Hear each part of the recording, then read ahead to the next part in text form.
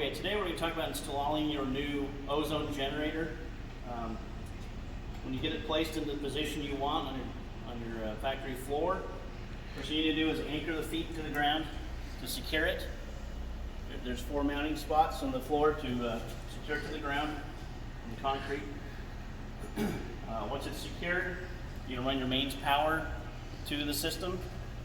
The main circuit breaker is here on the left.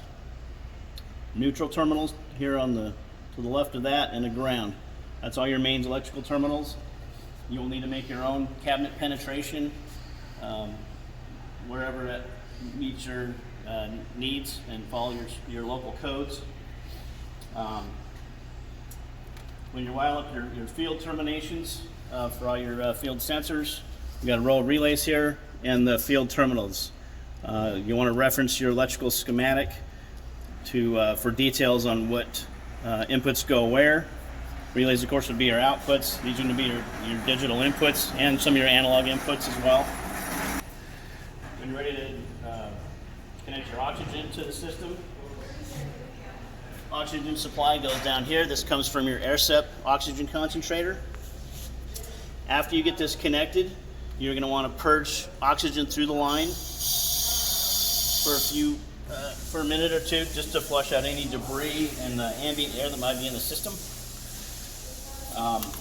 There is a dew point sensor that will be shipped with your package,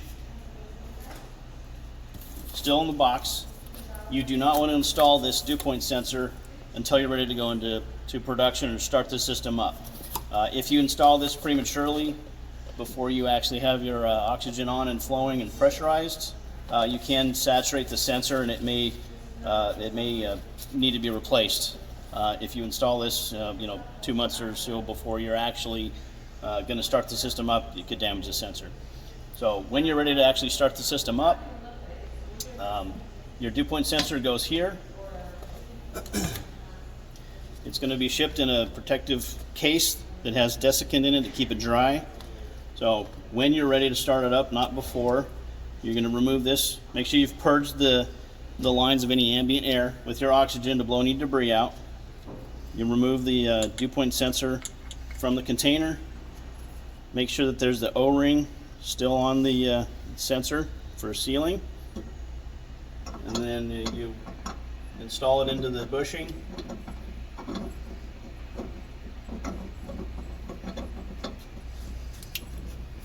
And you only want to do this hand tight. You do not want to put any significant torque. You do not need to use a wrench. The O-ring will seal it just fine.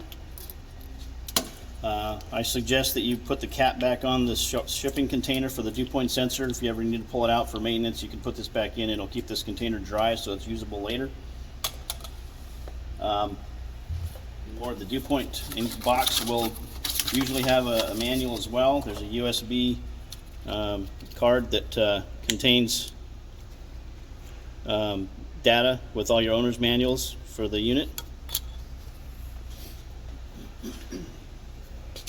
The electrical cable will be pre-wired into your system. It's just a 3.5 millimeter barrel jack, and it does have a retaining nut on it. You plug that in and then lock down the retaining nut. If you need to rotate the display of the dew point sensor, you can rotate it without any damage to the unit, just so that the display is readable in the right orientation.